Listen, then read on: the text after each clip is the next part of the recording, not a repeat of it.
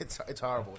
Jimmy the owner grabs a local by the back of the head, throws him into a pole, looks at the kids and goes, "I like this guy. Imagine what I'll do to you." So the appropriately mentioned Safari Lounge had just a big aquarium in there with a big snake, and unfortunately, if Jimmy was feeding the snake at the same time as your set was going on, you were kind of screwed because everybody was over there watching Jimmy feed a rat to the boa constrictor. The giant giant albino boa. But that was the best, and I was kind of a young guy. I just kind of started going to the city, and I was at Safari Lounge one night just watching some local punk bands, and same thing, a fight broke out. I'm a young guy, maybe just a little over 21 years old, just started going to the city and stuff from out in the suburbs. He's very diminutive. And this is probably why I was. Tony Jones. This is probably why I was selected, because a fight broke out. Jimmy looks at me. He says, "Hey kid, watch the bar." Now, obviously, I didn't know what to do. I had never worked at a bar before. He unscrewed what I thought was his cane, and there was a sword inside, and he used said sword to chase the riffraff out of the bar. Yeah, whatever works. I guess that was my first experience in the hospitality business. Hey kid, watch the bar. So we were talking about a little bit during the music, the whole pay-to-play controversy that's happening right now. And I as a seasoned band, I want to know the McGunks' take on the whole pay-to-play controversy that's going down, and not just locally, regionally. This is a big controversy. Yeah, well, this all started way back 100 years ago in the 80s. When everyone wanted 100 years ago in the 80s. Yeah, last century. There you go. There you go, math boy. No, when bands just wanted to be on a good show, it started in L.A. Strip. Right. Everyone wanted to open. It was a hotbed. People were getting seen, so you wanted to have a good spot. You had to pay for it. Well, it's always going on. It still goes on. These bands that you see opening for the large bands at Loop, different places. I don't know what place is what, but they all pay to get on it one way or another. It happens. Yeah. If someone said, "Bob, would you pay, cough up $1,000 to open for Social D at House of Blues?" It's like, maybe we could cough that up. You can get it back in merchandise. You can get maybe expose. It's an investment. Should you have to do it? No, but no one's forced to do it. That's why I don't understand why everyone gets so angry about the pay-to-play thing. Yeah, if a club does it, don't go there. Don't do it if you don't like it. If you can do it, do it. But no one's forcing these guys. That's why I always think it's kind of odd. I think it's the younger bands that really do get taken up in, and they're the ones that have the time and the energy to go out and drive around. And they think they're going to get something out of it. Well, then you do that once and you'll learn. And some of the bands that go out and hustle the most and are driving across the state to sell $5 tickets end up playing at noontime, and the band that they're opening for is headlining at 11:30 midnight. Right, and you learn that with experience too. It's like, anytime there's a show, even like a 5-hour block of show and there's like 20 bands on it, you got to be a little leery of what's going on there. These 15-minute sets and things like that. That's a little for 15,000 bands in a show. At the Epic there's going to be 2 stages. Yeah, the 2 stages. Yeah. It's tough. The younger bands coming up, they have all this technology at their hands, but unfortunately they still have, you're right, it did start in the 80s. We have the same old unscrupulous promoters out there that are... A lot of young bands, I played recently a show with some young bands, they all have little boxes they stand on. Have you seen this? No. I'm going to get one of those. They'll bring little boxes out front and they stand on them. And some of them light up. It's like a little ego ramp kind of thing. They stand up. I do think you need a little box. That sounds... I'm going to get like a 3-foot box to stand on. And I'm playing the stand-up drum kit these days, so I'll stand up 3 feet above the stand-up drum set. Are you really playing that? I have to give you guys a warning, though. One night I watched Tony hop on top of... Pop? No, it wasn't Pop. It was somebody's guitar rig. Yeah. And he forgot that it was on wheels. Yeah. Ooh. So as he fell, he went through the stage at Blaze's Billiards, if you remember Blaze. Yeah, that's not too far from here, right? It's only a couple miles down the street. Well, Blaze, of course, never fixed the floor. And I still have video of that on Facebook somewhere of Tony going through the floor. And his only explanation was, I was drunk. I had the same. I just had a genius idea. I had like an Iggy Pop moment. We were playing at a fairly nice place, and it had like all little cocktail tables out front. So we get to the end of our set, and I have this genius idea that I'm going to hop on one of these cocktail tables. And needless to say, the price of a cocktail table came out of what we were getting paid that night because it just shattered into a million pieces. All right, enough about Tony being a small, diminutive Yeah. man. Right? Yeah, what, 5'2"? Hop on pop. 5'3", maybe? You're getting to a certain age when hop on pop becomes a pickup line. Speaking of younger bands, we're going to hear from a great up-and-coming local band. They're from the Massachusetts area. We're trying to get them in studio with us in just a few weeks' time. We're going to hear from Hunter. It's coming up next on The Tony Jones Show.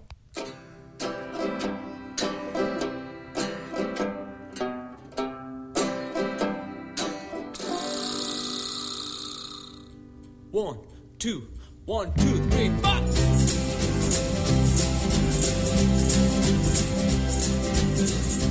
You're my left-hand man. You're a habit I can't stand. Duty calls right when we found land. You were fishing and I was swimming.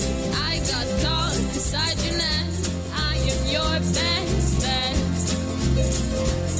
When you're sailing around the world, I won't mind being the girl. With each wave you hit, no, I'm the mermaid that made it. Swimming right beside, through the ropes and the riptide. Mooring anchors away, I'll see you when you're home, babe.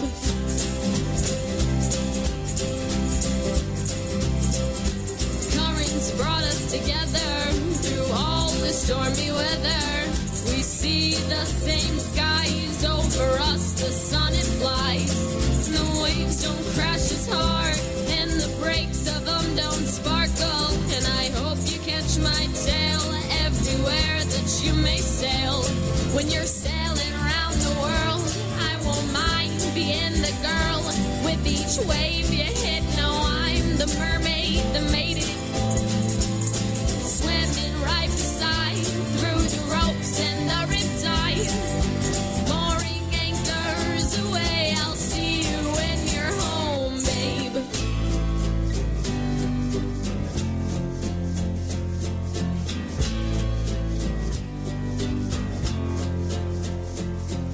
The waves pulled you away, away, away. And I pulled your anchor to stay, to stay. Now on the sand I lay, I lay, I lay. Please never leave the bay, the bay, the bay. The waves pulled you away, away, away. And I pulled your anchor to stay, to stay. And now on the sand I lay, I lay, I lay. Please never leave the bay, the bay, the bay.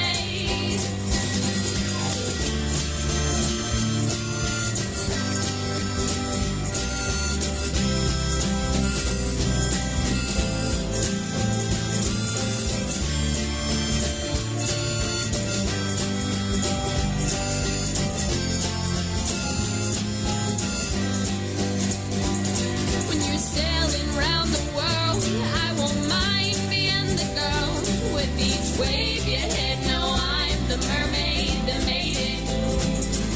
Swimming right beside, through the ropes and the riptide. Mooring anchors away, I'll see you when you're home, babe. What's a barricade? I heard it was a place, oh no. What's an Adderall? It happened to just take control. What's an officer? I heard he was a joke, oh no. With security, it happened to just take control. And then I heard it was an expression. What's he supposed to say? Then I heard it was a cracking time. My life slips right away.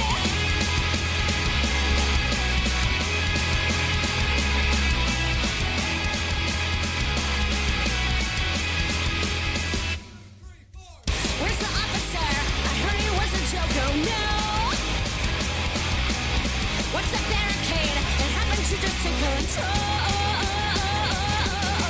What security? I heard it was a place, oh no. Oh no. Where's my Adderall? It happened to just take control. Now I heard it was an expression of what seemed supposed to say. Now I heard it was a crack in time. My life slipped right away. A barricaded officer, security, and Adderall. I don't know what. Then I heard it was an expression of what seemed supposed to say. Then I heard it was a crack in time. My life slipped right away. Okay.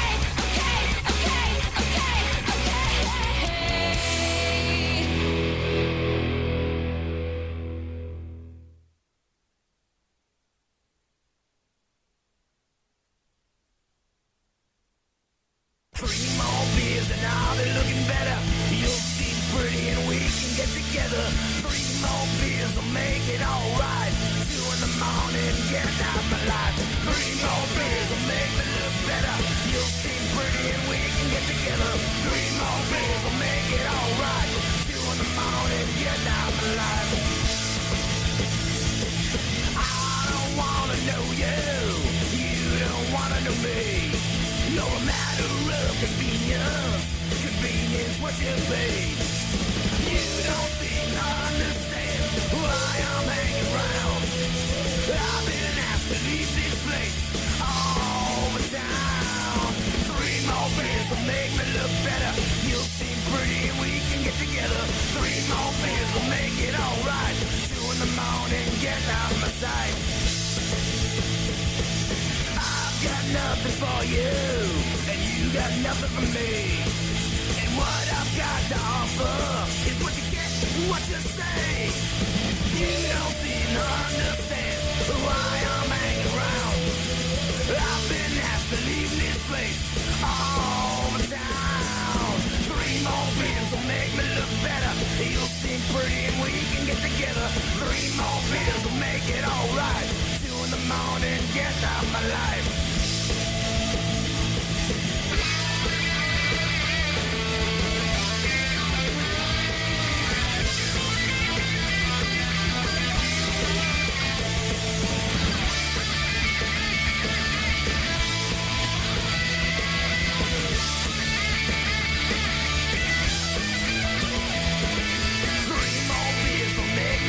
You'll seem pretty and we can get together. 3 more beers will make it alright.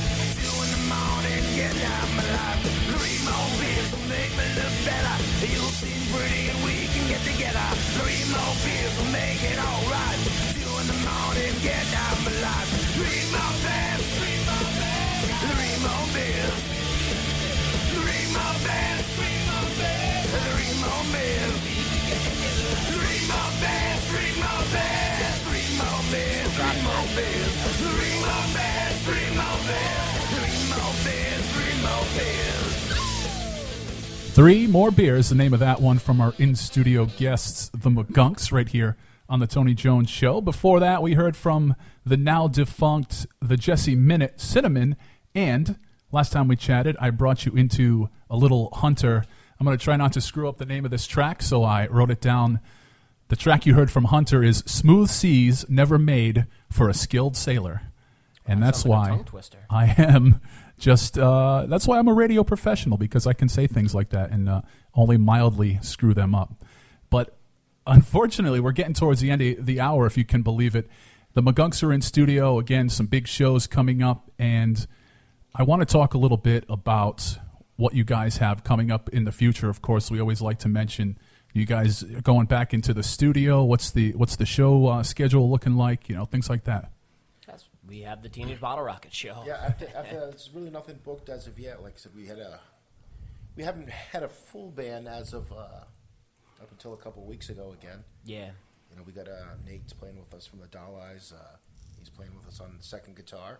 We got we still have Mike, kind of, sort of. We hope. Mike's Right. been sick for a while, so we gotta wait. Some.